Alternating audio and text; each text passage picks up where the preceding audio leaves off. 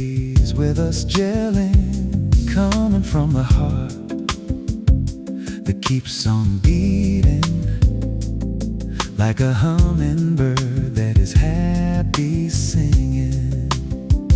We are in a change, we keep on telling. We sing songs of life, we keep on singing. Jesus changed us from the inside, yeah, always.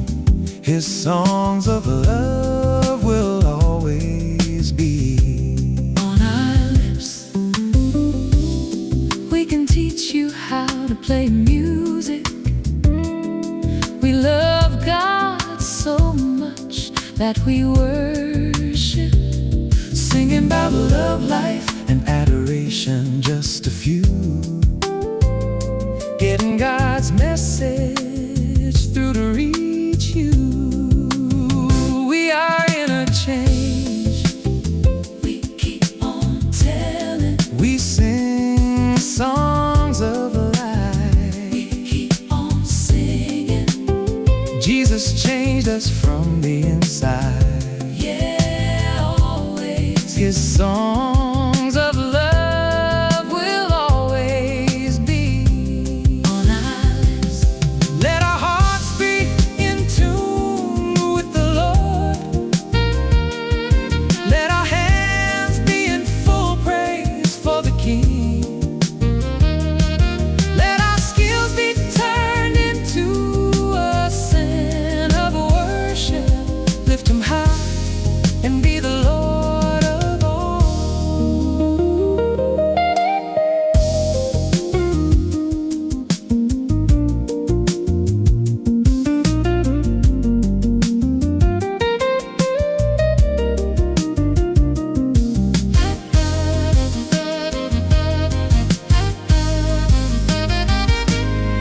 There's a melody that keeps on ringing, along with harmony that stays with us gelling, coming from the heart that keeps on beating, like a hummingbird that is happy singing.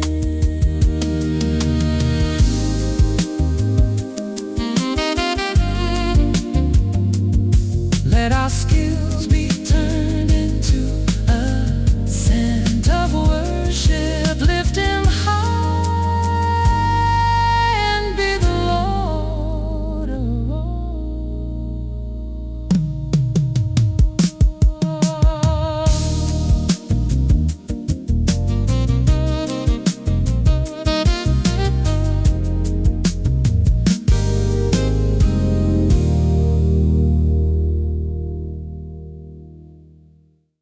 Quality ng tubig na sa deep well, sa pinakailalim.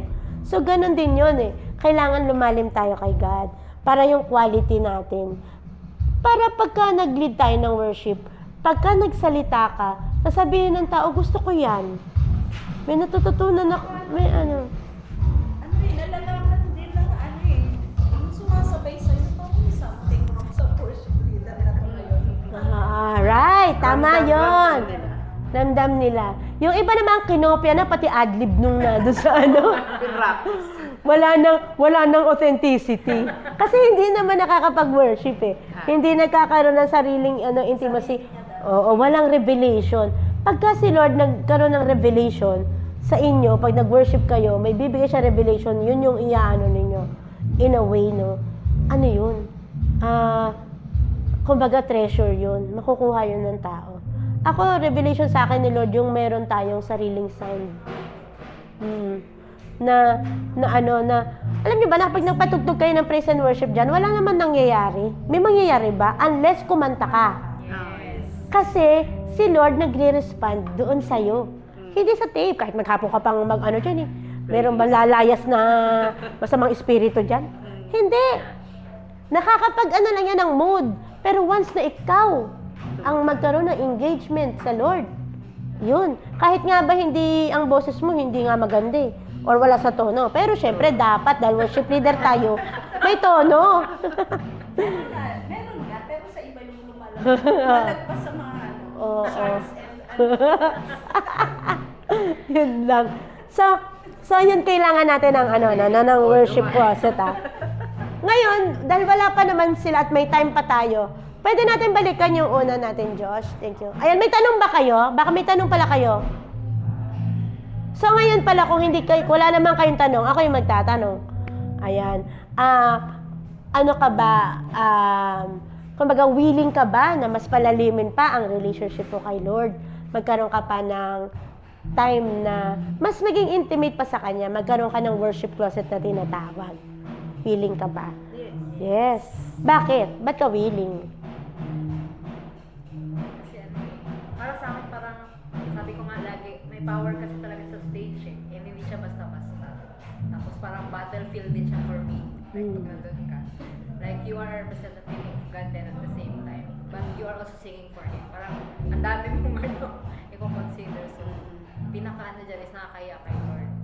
And yun nga, di mo nagagawa yung purpose mo. And ano yan eh, hindi siya something na pwede mo lang gawin ng anytime. Baga, wala, napili ka lang kasi dati, ay, ayoko dyan, Lord. Sabi ko nga, Pastor, sa gilid lang po ako makatayo ko sa stage. Yung may stage fright. Kasi alam ko yung power ng stage. Yung authority na sinasabi. Para siyang, ayoko na responsibility. Pero kasi si Lord na ang pinag-uusapan. Right. Yes. Daming Oo. So ikaw naman, sis? lalabas. Lala. La. Sige. Ano po, gusto ko yung depth. May depth si God, may depth ka. And then, doon kayo mag-meet. Gusto ko po yun, yung naiyak ako. Sige, okay lang yan. Yung ano po na, ma-meet mo si Lord talaga in your personal way. Kasi iba yung, totoo po yung sinabi niyo na, kung anong ginagawa mo in private, yun din yung magre-reflect sa'yo in public. So, kung talagang deep ka sa Lord, pagtayo mo doon, mararamdaman ng tao yun. And they will see how you worship. At gagayahin nila yun. Yung parang, ay, hindi naman dahil magaling ka kumanta or ang galing mong mag-transition or whatsoever. Makikita nila yung lalim mo sa Panginoon and they will be encouraged na, ay, gusto ko ganun din ako kalalim. So, ganun yung, ma-reflect mo yung presence ng Lord sa mga tao and then they will learn to worship God. Amen. Kaya talaga ako, promise. Baka may gusto pang sabihin i-add si Pastora. Iyak talaga ako. The moment kasi na nakakilala talaga ako sa Lord, yung worship, tinuturo sa amin niya, bata pa lang ako noon. It's, we are called, all of us are called to worship. Yes, But tama. not everybody ay naka-respond talaga correctly, no, properly doon sa pag-worship sa Panginoon. Kaya habang lumalaki ako, hanggang ngayon matanda na. So ano na rin ako, may moment talaga ako lagi with God. So whether sa CR ako, sa Tama. kusina, Tama. kahit saan sulok, kahit nasa sasakyan, Kahit sa biyahe. So Tama. lahat yun. Kahit Ano yun? nabubugas ng Nagtitake advantage ako Yes. sa mga moment na yun, sa mga time na yun na pwede ko yung i-offer sa Panginoon. Kasi sabi ko, Lord, wala naman na talaga ako ma-offer sa no? Aside dun sa fact na nakikita tayo ng tao, pero ano secondary na lang. Ang Right. una talaga, you and God, ang paano ka tinitingnan ng Lord. Kasi relationship pa rin ang worship kasi. Tama. So the more that you honor Him, the more that you give talaga yung surrender mo talaga yung life mo sa Lord. At sabi mo sa Lord, ito Lord, nakakagod ako sa iyo. Oo. Kilala mo na ako, Oo. may damit man ako o wala. Yun yung nakikita ko na yung sobrang pag-honor talaga sa Panginoon. Acknowledging na siya talaga ang may gawa ng lahat. So Amen. doon lumaki ako sa gano'n na tinuro lang yung dati nung 10 years old ako. Kay David, nagkasala si David. Oo. Tapos ginubal niya ang lahat. Tapos nag-repent siya sa Panginoon. Tapos nag-worship siya talaga totoo. Yun yung una kong story na nalaman at sa Bible. At Ang tumatak sa isip ko, hanggang lumaki ako. Wow. So sabi ko, Lord, i-worship kita habang nabubuhay ako. Amen. At yun nga, no, dahil nag-worship talaga siya ng todo, si Michael, yung asawa niya, di ba? Inano pa siya. Ganyan. So, yun, no, si Josh ba? Ay, si Pastor. Si Josh muna. Meron kang Ano about worship sa anong gusto mo sabihin? Ay, wala? Wala. May tanong po. Ano daw? May tanong pala. Sige po, ano po? Like, ano po, what does, ano po, when worshiping po, what would it look like if, ano po, it involves in spirit and in truth? What would it look like po? Okay.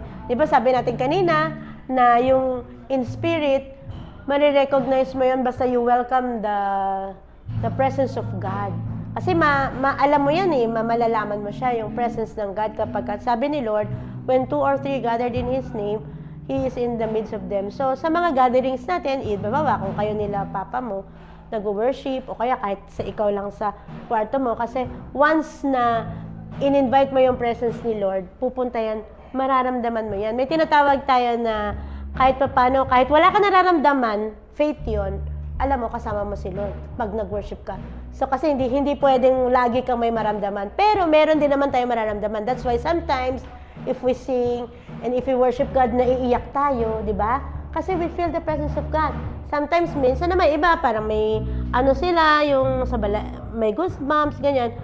Or meron silang nararamdaman na mainit or something, yun naman tinatawag natin tangible naman. Ibig sabihin, so, merong hindi, kahit wala kang nararamdaman, pero alam mo kumikilos si Lord while you worship. Ngayon, yung kanina naman, in spirit and in truth, sabi natin, yung Word of God, yung truth niya, kung halimbawa sa worship natin, ikaw, nagbabasa ka ng Bible, anyway, kasi alam mo, ang worship hindi lang siya kanta. Ang unang-unang pagsabi sa Bible ng word na worship, yung sinabi ni Abraham dun sa kanyang servant, mag-stay ka dito, we will go to the mountain, kasi sila ni Isaac, and we will worship the Lord. I-offer niya si Isaac, kasi inutos ni Lord, obedience yan. So baka may pwede pa idagdag si Pastor Henry about that. Or may gusto pang sabihin. Tandaan niyo palagi na yung nagsasong lead, the attitude of the song lead is different from the attitude of the pastor. So the pastor stands there as a general, as a soldier, the one with sword and chops. Okay? So, yung worship kasi, di ba, dito na lang, tingnan na lang natin, kapag yung sa physical na yung mga kings, di ba, pag may mga guest, pag mayroong ginagawa nila, nagtatatali pa ba? Hindi tali pa ba? Patirapa. Prostrate. Prostrate yan, ano? So, ganon. Ang pag nag-prostrate, ibig sabihin naman, you surrender everything, you are greater, Lord. So, every time na nagsusundin ka, ganyan, yung attitude mo is towards God, Right. na you are saying, Lord, you are greater than anything. So, andun kay attitude mo. Kasi maraming si Peter ang yayabang, di ba? Na pagdating ka, hey, look. Celebrity. Okay, may mga ganyan, di ba? Oo. Pag nandun ka, di ba? Bakit ka pa lang before, naiiyak ka na because, Nakakanginig na Nakakatakot na sa di stage. ba? Ano kasi, Right. kapag walang worshipful heart kasi, kapag walang worshipful heart, hindi ka masusurvive in the presence of God. Right. Di ba? Ako nag-i-green na ako pag nakita ko yung mga tao. Di ba palagi? Kayo, nag-lead kayo ng worship. Ako pag nakita ko sila hindi sila nag-worship, ano ginagawa ko? Pinapagalitan ko, di ba? Hindi, kasi general ako eh. Kaya. Ako general, may dala akong espada eh. Kaya gano'n. Pero wag niyo, sabi ko nga sa kanila, wag niyo akong gayahin. Ako lang may karapatan nun. Mm-mm. Tapos, as you lead people to worship, kailangan ma-develop sa kanila yung attitude. Pero manggagalit talaga sa Ikaw atin. dapat yung isang Right. Tama yan. lead by Last example, di ba kahapon, nagulat din ako, sabi ko, ang dami ko parang songs. So I told my friends, sabi ko, I can even write songs in 5 minutes, a complete song. Saan magagaling niya? If you don't have the closet, if you don't have anything that is closer to God, how can you describe Him? How can you, di ba? So the same as you lead worship, alam mo yung katayuan mo, alam mo yung kasalukuyan mo, dinadanas, and how the Lord will work with that. And the people also, they have their own same but not on the level ng kanilang situation. So ganun yun. So yung hugot ng isang worship leader, hindi lang worship leader, lahat kayo talaga. Kasi power yun din, worship sa gitna talaga. No? I don't know, pero pag na-observe ko, for example, si CM, we stand there. We stand there parang mga professional. Pero walang ganon, walang singing in the spirit. Wala. Dadaan na lang nila yung song. Di ba? Performance, di ba? O bakit mag-bless?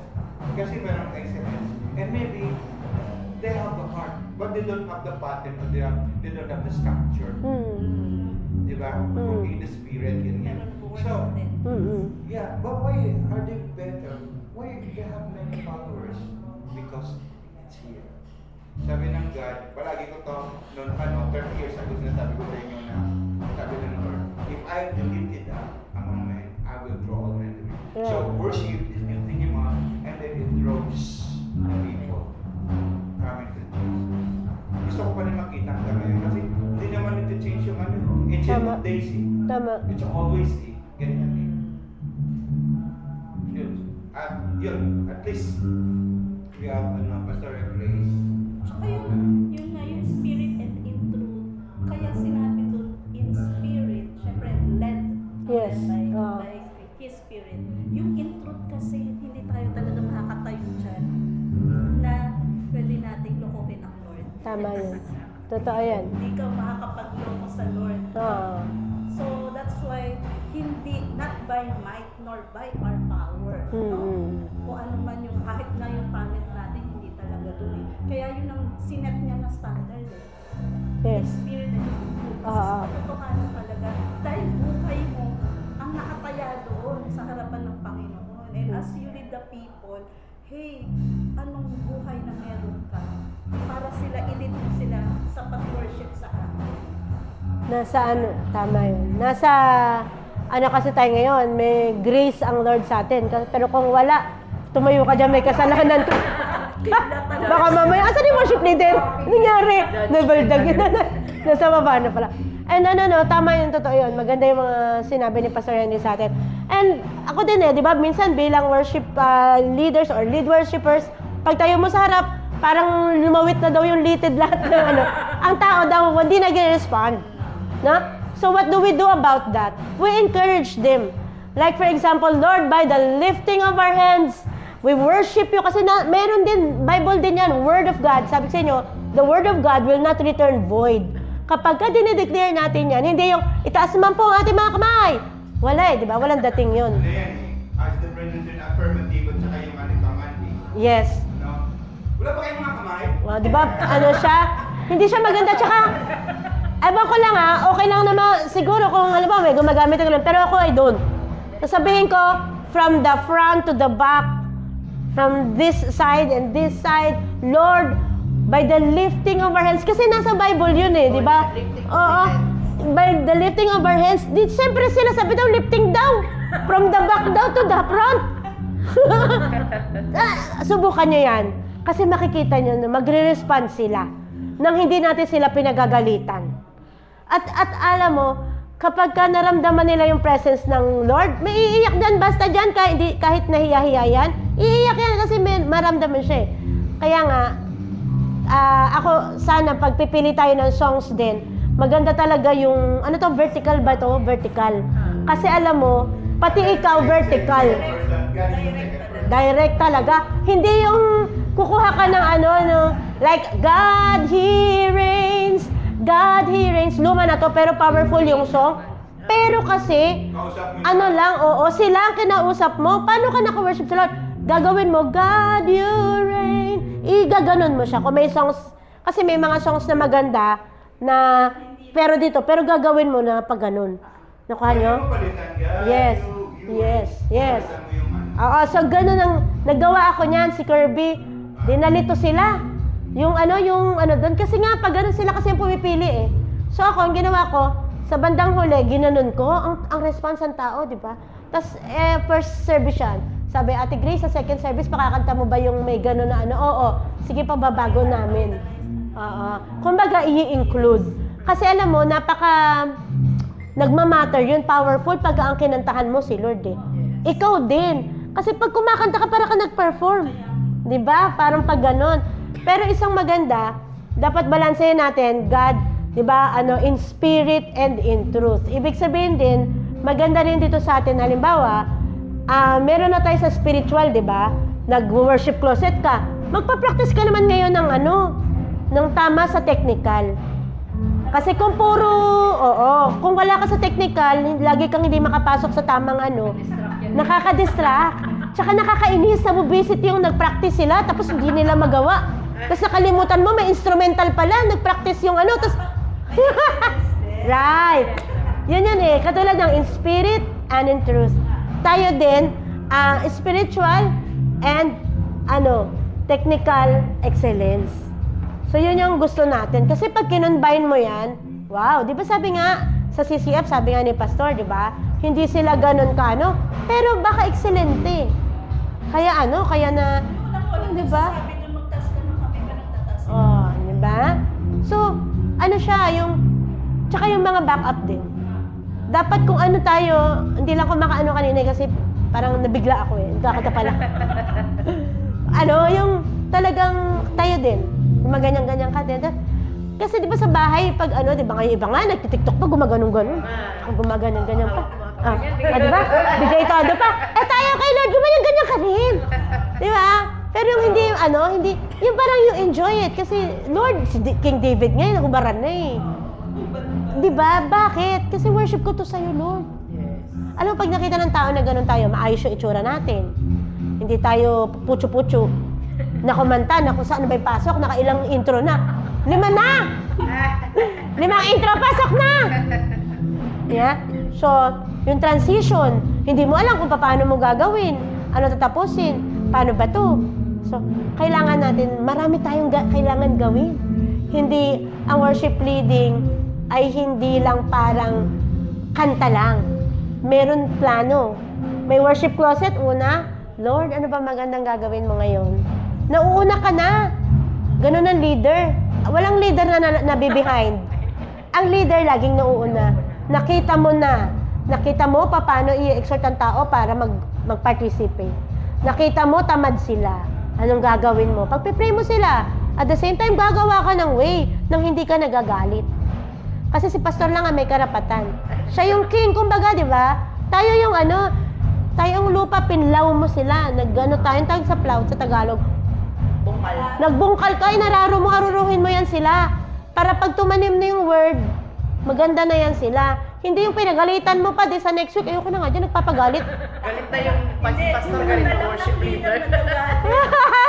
Lahat na lang ng leader dito, galit, ayoko na. Dapat merong gusto ko yan. Kasi pag Spirit, dapat comforting ka. Right. Pero may authority. And may excellence.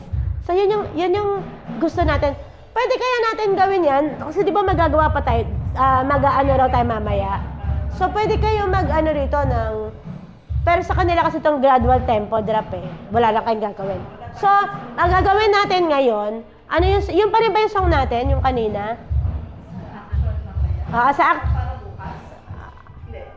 Para bukas?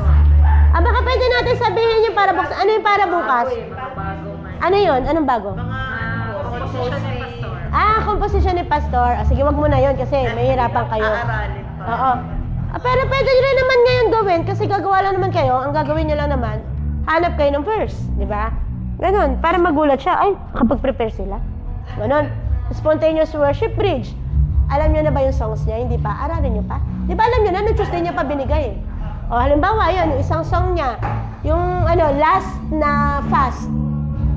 Ano yung last na fast? Ano yung last na fast song ni Pastor? Ano yun? Ano yung fast? Got My Life Back. Anong chorus? Yan. So, pwede kayo maghanap ng verse for that.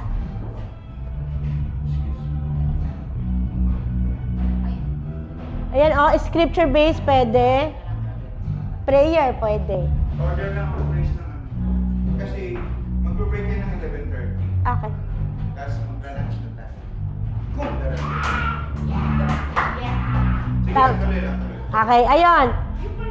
At tutihila, madali lang ito So, ang pwede nating gawan ng ano, yung song na slow ni Pastor, pwede nyo siyang lagyan ng ano, ng hanapan ng verse, Bible verse. Para dun sa scripture, pwede nating ano yan.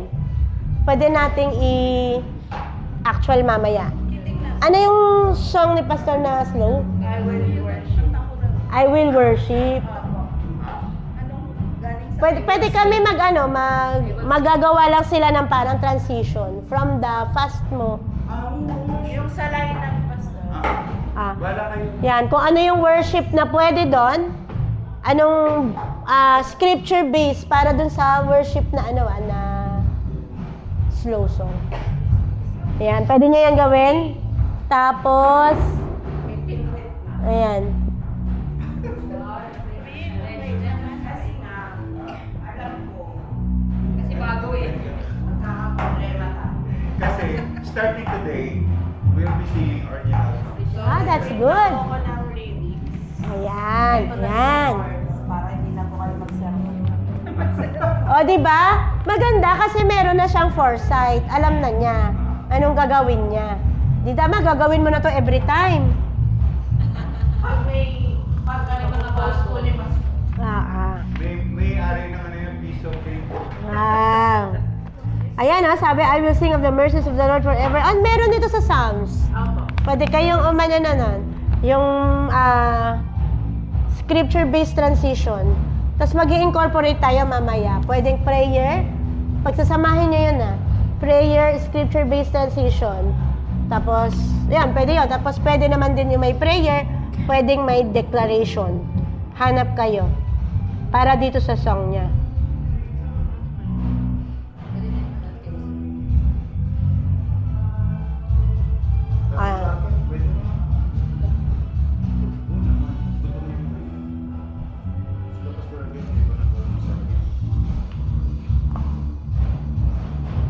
Ayan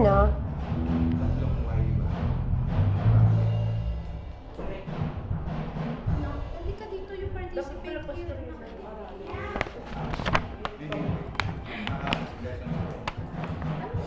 Dugo-dugo yung isa. Natatanggol na. Maganda. Maganda. Ano siya? Maganda yung session.